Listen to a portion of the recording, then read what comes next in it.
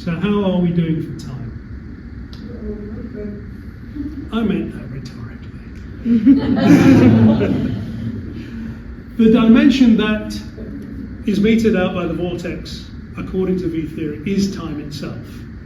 If you were to fly into the mouth of the vortex, you'd actually fall backwards in time to the point where the graviton had created those two holes, and then continue falling. You now go forward in time, and you'd emerge out of the other hole at the same instant that you went in the first hole.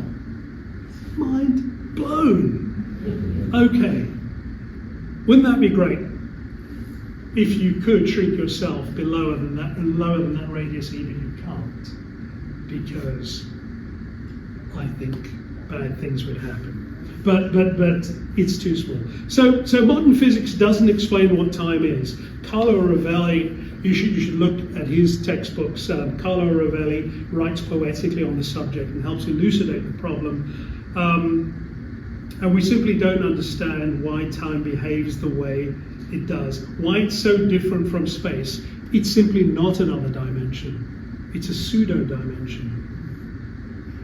So the way it misbehaves is that there's directional asymmetry. Time appears to flow from the future to the past. It doesn't flow in reverse. Unlike space, I can go forward, backwards, I can go left, right, I can go up and down. I don't have that freedom in time. I'm moving forward. The particles in me are moving forward in time at 1 second per second. I can't control that.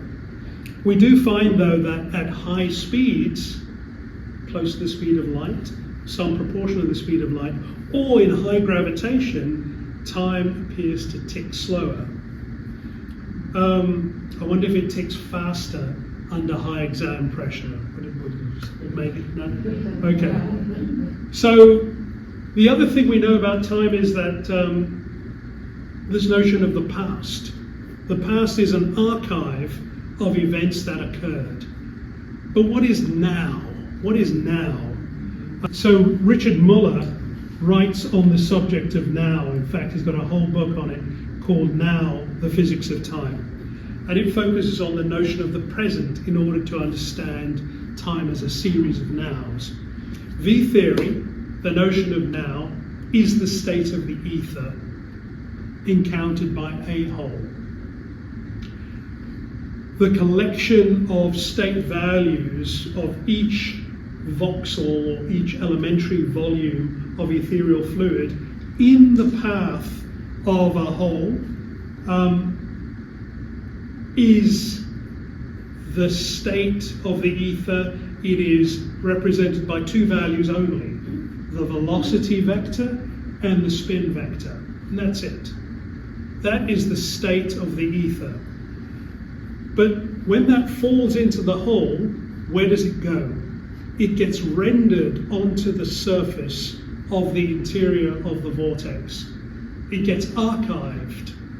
So now is archived inside the vortex. And this is how the present falls into the past. The future remains symmetric, ebbing and flowing as a sea of possibility, but time ticks at the edge of a hole, and each hole marks out time at its own rate. This means that there's no universal now. There's no synchronous present that all observers can agree upon. Time is relative to each hole, and the rate at which the hole propagates through the ether depends on the local ethereal pressure. So it travels slower in regions of low pressure for the reasons we discussed.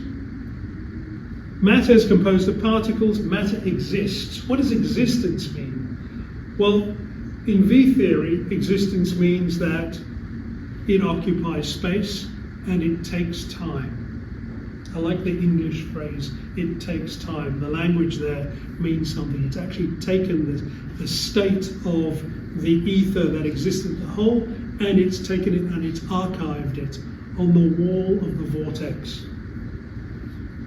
So as its constituent wholes fly through the ether, we get the notion of material time. Material time is what we experience. We are made out of matter, we're made out of holes. Holes are matter, we'll come to that. But contrast that with ethereal time, which is symmetrical and oscillates backwards and forwards. Matter actually breaks that symmetry by tearing the ether. Now we see through a glass dimly. Material time only flows into the past.